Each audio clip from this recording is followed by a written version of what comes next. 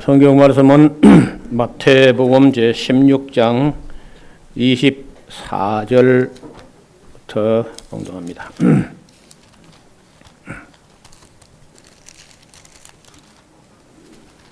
24절부터 26절 말씀입니다. 예수께서 제자들에게 이르시되 누구든지 나를 따라오려거든 자기를 부인하고 자기 십자가를 지고 나를 쫓을 것이니라. 누구든지 제 목숨을 구원코자 하면 잃을 것이요 누구든지 나를 위하여 제 목숨을 잃으면 찾으리라. 사람이 만일 온 천하를 얻고도 제 목숨을 잃으면 무엇이 유익하리요? 사람이 무엇을 주고 제 목숨을 바꾸겠느냐? 아멘. 종교개혁 역사와 인물을 살펴보는 종에 있습니다. 그런데 인물을 중심으로 하다 보니까 또 나라를 생각하지 않을 수 없고, 나라를 생각하다 보니까 또 시간대 어느 쪽이 먼저 있느냐 이것도 또 고려해야 되고, 또 그 신학의 주제, 개혁의 주제를 또 원만하게 이해할 수 있게 하려니까 이게 쉽지가 않습니다.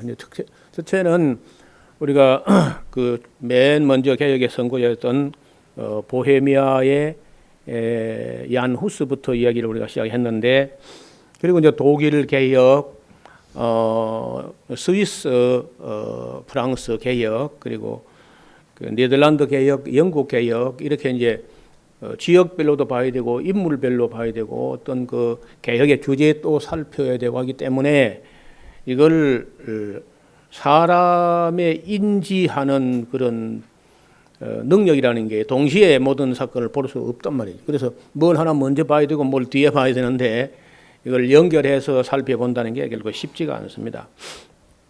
오늘 우리 성경 본문은 그 베드로의 신앙 고백이 있은 직후에 예수님께서 예수님을 따라오는 그 12 제자를 보고 각오를 해야 된다는 말씀을 하셨는데, 아무든지 나를 따라오려거든 첫째 자기를 부인하고,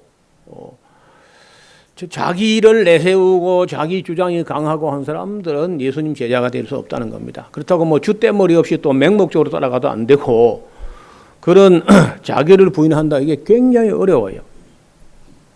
그 다음에 자기 십자가를 지고 나를 쫓을 것이다. 이런 말들도 자꾸 이제 뭐 여러 가지 해석을 자꾸 하는데, 그 십자가가 내게는 뭐 시부모가 십자가다 이런 얘기가 아닙니다. 그런 게 아니고 진짜 죽을 준비, 어디서든지 십자가 지고 가는 사람들 그만하고 서라 하고 그 십자가에 못 박으면 죽을 준비를 해야 돼요. 자기 사형 틀을 자기가 짊어지고 언제 죽을지 모르는 사람처럼 죽음을 각오하고 나를 쫓으라, 그렇게 말씀하신 거예요. 그러면서 누구든지 제 목숨을, 이 목숨이란 말이 그냥 푸스케, 혼, 생명, 존재 이런 뜻인데, 이 생의 이 목숨, 이 생의 한 70년, 80년 사는 이 목숨을 말합니다. 목숨을 구원코자 하면은 잃을 것이다 하는 것은 이제 아마 영생을 잃어버릴 것이다, 이렇게 해석하는 게 맞을 겁니다. 또 반대로 누구든지 나를 위하여 자기 목숨을, 이 생의 목숨을 잃으면은 영원한 생명을 얻을 것이다 하는 뜻으로 해석해야 할 겁니다.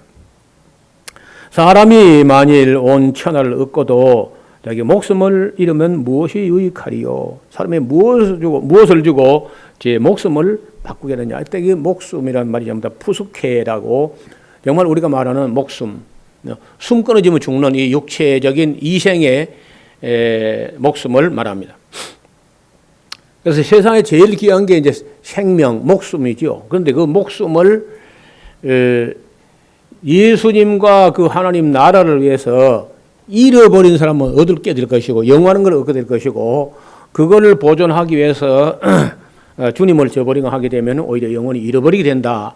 이런 말씀을 하셨습니다. 그리고 초대 교회의 사도들은 물론 교회 지도자들은 이 말씀을 그대로 믿었기 때문에 목숨을 내놓아야 자기 신앙을 지켜낼 수 있다 할 때는요 기꺼이 목숨을 내놓고 순교했습니다. 아시는 대로 12사도 중에 사도 요한만 뭐 한 100세 넘도록 천수를 다 누리고 돌아가셨고 나머지는 다 순교했거든요. 그 어떻게 그런 순교가 이루어졌느냐? 그 로마라고 하는 그런 어마어마한 세력이 기독교를 탄압을 하게 되는데 결정적인 탄압은 64년 네로 황제가 네로시 빈민가에다 불을 질러 놓고 그 덤태기를 기독교에 뒤집어 세워가지고 기독교 박해가 시작되는데 그 박해는 약 250년간 지속됩니다. 뭐 간간히 끊어졌다가 이어졌다 하는데 64년부터 311년까지 250년간이나 박해가 진행됐는데 그 안에 그 기간 동안에 순교한 사람은 다 헤아리지를 못해요. 한 30년 전에 우리나라 출판사 중에 보이스사라고 하는 출판사에서 위대한 순교자들 이야기를 쓴 두께가 이만큼 되는 책이 있어요. 제가 그 책을 읽어보다가 너무 두려웠고 너무 끔찍한 이야기를 제가 다 못 읽고 말았습니다. 그 정도로 그 순교 로마 시대 그 기독교의 순교라는 것은 우리 상상을 초월할 그런 정말 가공할 만한 그런 끔찍한 일입니다. 그런데 이제 그런 순교는 313년에 로마 황제 콘스탄티누스 황제가 313년 밀라노 칙령이라 해서 기독교의 자유를 선포하는 그 칙령으로 말미암아 일순간에 그 박해는 끝납니다. 끝나고 이제 끝나면서부터는 교리 논쟁 250년간 교회가 억눌려 있는 동안에 전부 다른 동굴, 다른 카타콤베, 딴 데서 제멋대로 나름대로 기독교 신앙을 이해해 가면서 가르치면서 해왔는데 한 250년간 서로 신학기와 교류나 토론이 없이 진행되니까 전부 다른 동굴을 판 거예요. 알렉산드리아 예수가 다르고 로마 예수가 다르고 안디옥 예수, 예루살렘 예수, 에베소 예수가 막 다른 거예요. 그래서 그 다른 것 때문에 그걸 조율하고 그 교리 논쟁하면서 수백 년 지나갑니다. 그러면서 그때는 이제 이 교회가 이단으로 정죄해가지고 또 이제 사람을 추방하거나 죽이거나 인권이 유린되는 그런 또 과정을 거치게 됩니다. 그런 교리 논쟁도 다 안 끝나서 교회는 변질해가지고 로마 카톨릭이라고 하는 그런 이상한 종교로 만국 종교 혼합주의로 변질되어 갑니다. 그러면서 바른 신앙을 지켜내려고 하는 사람들을 또 마녀 사냥처럼 막 해서 종교 재판으로 수많은 사람들이 순교하는데 이것은 카톨릭이 기록을 남기지 않고 흔적을 없애버리기 때문에 종교 재판으로 인해서 순교한 사람 수는 우리가 알지 못합니다. 적게는 몇 백만으로 한 600만 정도 말하는 사람도 있고 많게는 몇 천만이 될 수도 있다. 전혀 모르는 하나님 외에는 모르는 거예요. 그래서 그 초대교회부터 시작해가지고 종교재판 시절에 순교한 것까지 다 하면은 수도 없이 많은 사람들이 순교를 했습니다. 그러다가 이제 얀 후스로부터 시작되는 이 종교 개혁으로 말미암아 또 이제 순교가 일어나게 되는데 지난번에 얀 후스 이야기는 이미 했고요. 오늘 지금 드릴 말씀은 영국의 케임브리지 대학 출신이었고 말틴 루터의 사상에 크게 영향을 받았던 토마스 크랜머라는 그 순교자 이야기를 잠깐 하려고 합니다.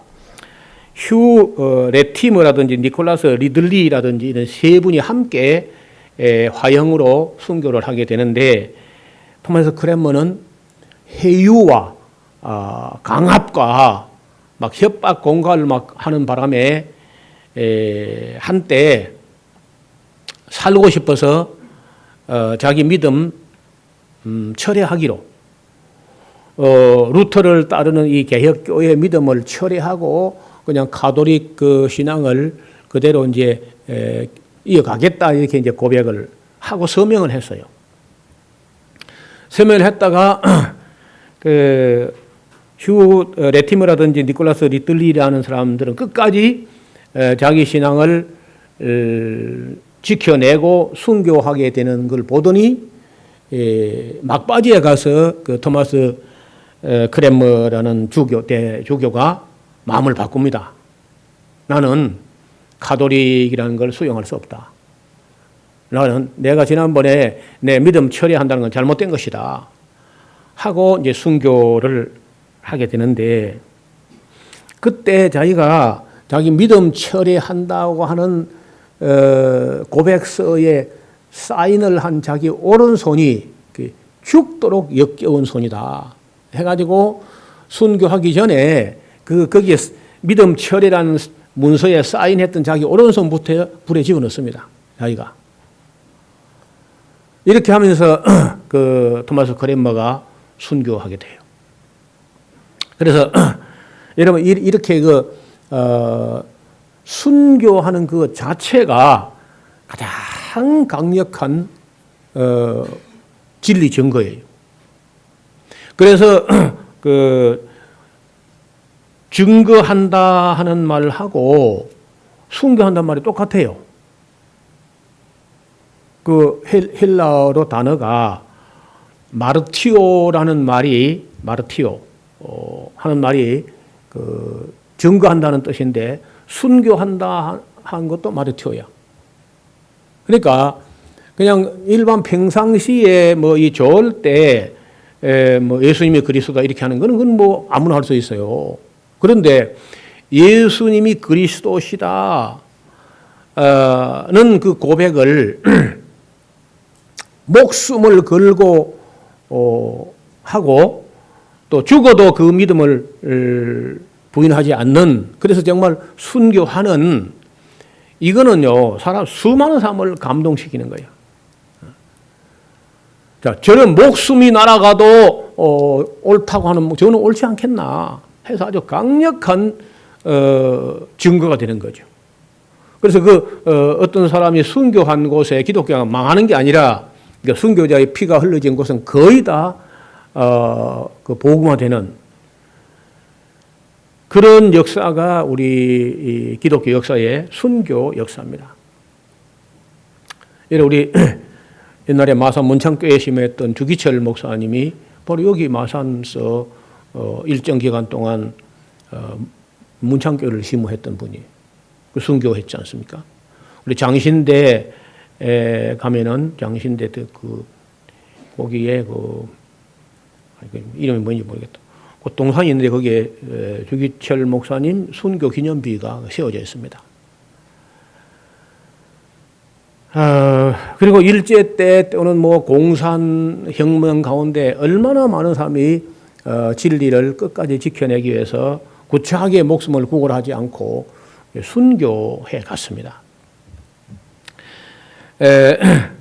그 크랜머 주교가 화형대에서 강요와 해유 공작으로 개신교 신앙을 저버린 것을 처절하게 후회하면서 그 믿음 철회한 문건에 서명을 했던 그 손을 손이 서명을 했지만요, 사실은 마음이 한 거 아니에요. 마음이, 자기 흔들리는 마음이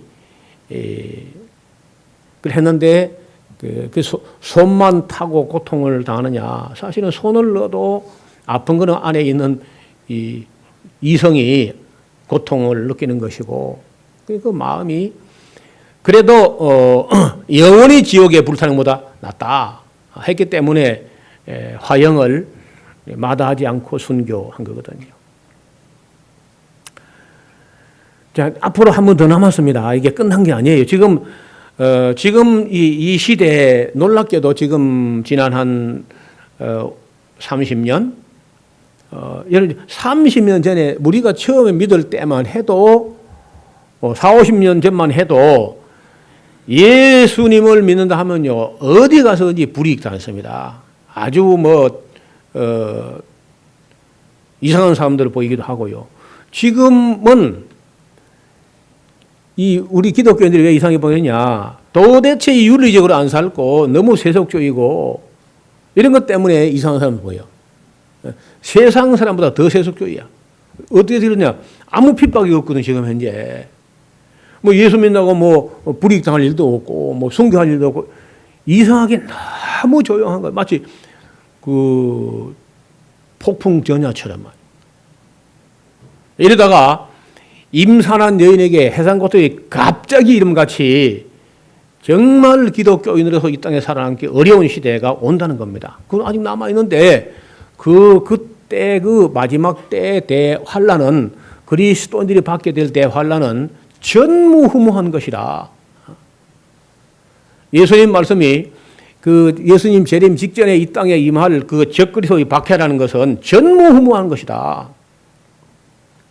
왜냐하면 지금 이렇게 아무 박해도 불이익도 없고 너무 평온하니까 진짜 신자가 교회에 모이는 수도 있지만은 가짜가 대부분이에요. 많이 봐줘서 절반은 가짜거든, 절반은. 저는 가끔 집에 가서 이야기를 드렸는데 노예에서 제가 진주 노예에 있을 때 싸움이 났는데 목사 장로하고 모인 노예에서 아주 홍해 바다처럼 쫙 갈라지는데 절반은 완전히 깡패같이 하더라고요. 깡패. 조직 폭력배처럼 하더라고요. 그래서 나는 그때 내 속으로 말은 못했지만 내 속으로는요. 목사 장로 중에서 절반 쳐나가면 기적이다. 할 정도로 가짜가 너무 많아요. 가짜. 그래서 이 가짜가 계속 이제 교회에 쌓여가게 될 텐데 그래서 대개 신문지상에 무슨 추태를 부리는 이야기가 나오는 것은 워낙 교회 안에 신자나 목사나 장로나 권사나 할 것 없이 너무 가짜가 많기 때문에 이런 가짜들은요 문득문득 본체가 막 드러나는 거예요. 본질이 막. 그래서 욕을 자꾸 먹게 되는데 언젠가는 이걸 다 갈라내는 아버지께서 키를 들고 자기 타작마당을 정하게 하셔 알곡은 모아서 곡간에 들이지만은 쭉정이는 불에 태우는 일이 나온다는 겁니다. 그럼 뭘로 가지고 그 쭉정이를 불에 태우느냐? 대박해, 대환란.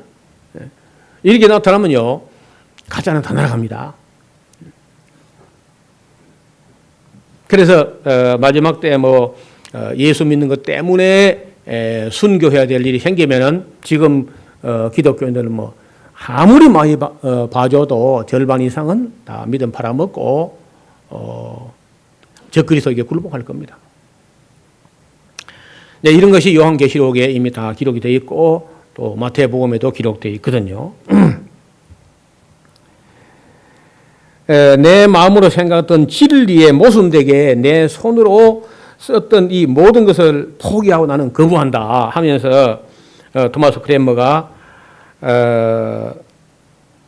그 자기 손을 저주스럽게 생각하면서 자기 손부터 그 불에 집어넣어 가지고 그 순교하는 그런 장면은 오래오래 사람들 기억에 남아있는 장면이었습니다. 그래서 마지막 때 인류 역사의 종국사적 종말이 왔을 때 또 한 번의 대환란과 박해가 있는데 그 대환란과 박해는 로마 시대 250년 그보다 더 할 것이고 종교개혁 시대 박해 그거는 이제 조금 이런 일이 앞으로 마지막에 있을 것의 예표로 조금 맛을 보고 이런 게 다가온다 하는 것으로 봅니다. 그래서 이제 문제는 그 마지막 그 종국사적 종말에 이르게 될 대환란 그 전에 이제 죽는 사람이 있는 거죠. 저는 볼 때 여기 있는 여러분 대부분이 그 종국사적 종말적 대환란 전에 세상을 떠날 걸 봐요. 뭐 저는 말할 것도 없고, 그 이제 진짜인지 가짜인지 모르는 거죠. 박해의 시험을 안 거쳤으니까. 자기 신앙이 정말 괜찮은 사람인지 잘 모르는 거예요. 또 뭐 가족이 죽었는데도 사실 어디 간지 몰라요. 이 시험을 안 거쳐봤거든요. 그래서 그 야고보 사도가 야고보서에는요, 너희가 시험을 만나다 온전히 기쁘게 여기라. 이 시험을 해보고 검증을 해봐야 내 신앙이 믿을 만한 신앙인지 알 수 있는 거니까요. 그래서 그런 베드로 사도께서는 그런 시험을 당할 때 이상한 일 당하는 것처럼 이상하게 생각하지 말아라. 그런 말씀을 하십니다. 그래서 이런저런 순간순간 닥쳐오는 어려움과 그 고비들이 우리 신앙을 흔들 수가 있는데 그것도 감사해야 돼. 왜냐? 우리가 우리 신앙을 시험해 보지 않으면요, 우리가 좀 잘 믿고 있는 줄 착각한다. 우리 교단 정통 교단이니까 난 정통이다. 그래 생각이 쉬운 거죠. 그런데 어려움을 닥치는 걸 보면은 참 신앙이었는지 아닌지 이제 어느 정도 가늠이 되는 거죠. 그래서 우리는 지금부터 우리 교회 성도들에게 또 그 새로 믿은 분들에게 종국사적 종말, 예수님 재림 직전에 이 땅에 임할 그 전무후무한 대환란과 대박해가 어떤 것이겠는가 하는 걸요, 아주 할 수 있는 최선을 다해서 제대로 인식을 하고 제대로 가르쳐 놔야 돼요. 그때 지금 이 편안한 때가 아니라 그때를 위해서 정말 어떠한 환란과 어떤 박해가 몰려온다 할지라도 절대 주님을 배반하지 않고 자기 믿음을 지켜내는 그런 신앙의 틀을 지금부터 다져놔야 돼요.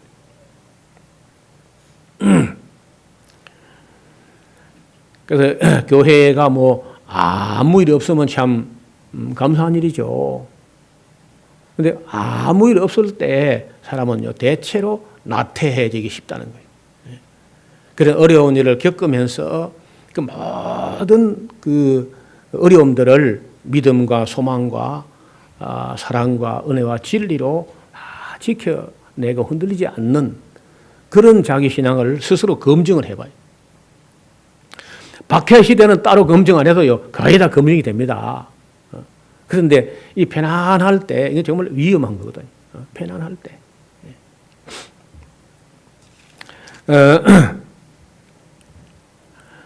27절 보시면요, 인자가 아버지의 영광으로 천사들과 함께 오리니 그때 각 사람의 행한 대로 갚으리라. 믿음대로 갚는 게 아닙니다. 행한 대로 갚으리라. 이렇게 말씀을 하셨는데 우리가 우리의 무슨 행실이나 공로나 이런 걸 가지고 죄사함 받고 구원받는 건 아니지만은 우리가 주님 안에서 아무 행한 것도 없고 아무 선행도 없고 이렇게 하면은 각 사람의 행한 대로 그 상급을 받을 때 아주 부끄러운 구원을 받게 될 수도 있다는 겁니다. 그래서 남들이 어떻게 하니까 나도 그래 야겠다 그러면 안 돼요. 남들 말고 옆에 사람 말고 성경이 뭐라고 말씀하셨는지 거기에 따라서 우리 마음을 잘 가다듬어 그리고 누구 눈치를 보거나 옆에 사람 한 대로 따라할 게 아닙니다. 성경 말씀에 뭐라고 약속하시고 어떤 경고의 말씀을 하셨는가를 성실히 살펴보고 자기 신앙을 다른 사람에게 의탁할 게 아니고 자기가 챙겨야 돼요. 그래서 지금은 이렇게 박해가 없이 편안하지만은 언젠가 반드시 이제 그런 대박해가 올 텐데 그런 게 지금도 여기저기서 그 징조가 보이고 있어요. 얼마 안 가서 우리는 그 방향으로 갑니다. 절대로 뭐 다른 길 가지 않습니다. 그 적그리스도 앞으로 적그리스도가 우리를 마지막 시험하는 그쪽으로 갑니다.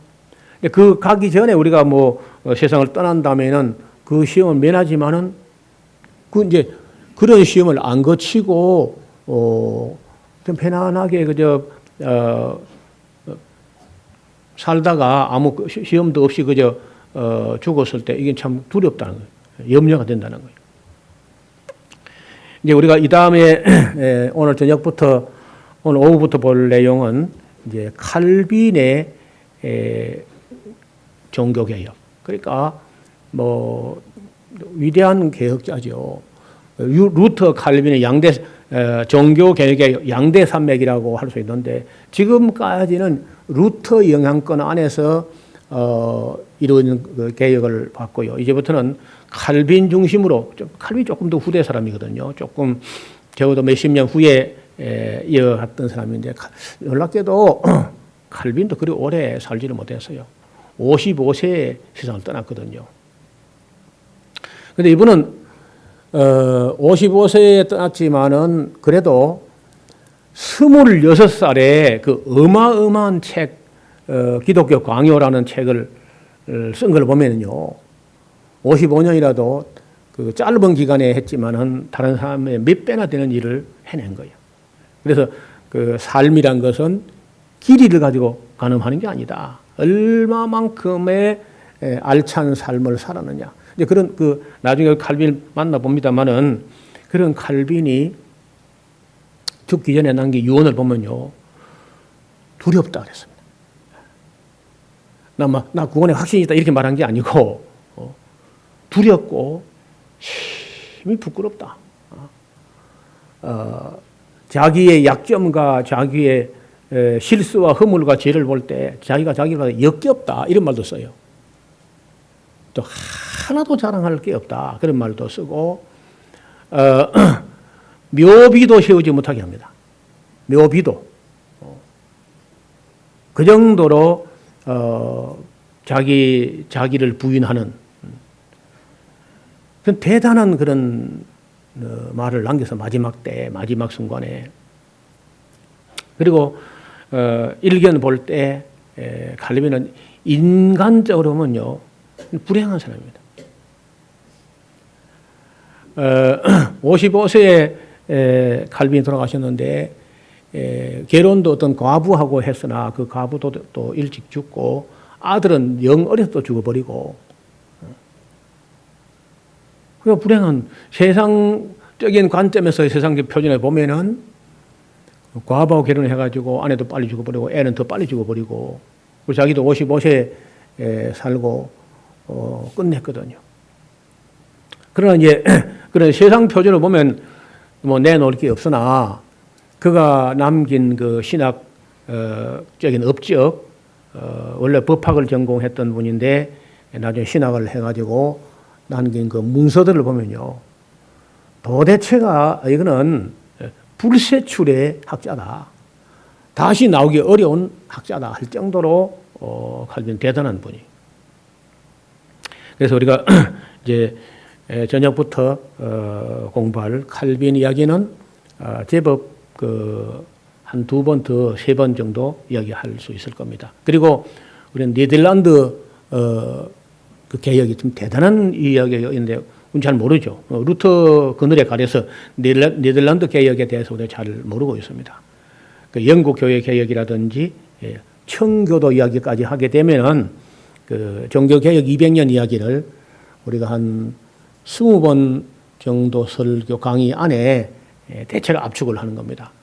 저 생각에는 그 어떤 교회에서 뭐 종교 개혁사 200년사를 우리 교회만큼이라도 좀 그래도 밀도 있게 살펴본 교회는 많지 않을 겁니다. 대체 뭐 루터 이야기, 칼빈 얘기하고 막 끝나는데 저는 500주년이기 때문에 우리가 개혁의 역사에 대해서 좀 알아야 되겠다. 그런 생각을 하면서 저도 저의 사역과 저의 뭐 신앙과 생활을 돌아볼 때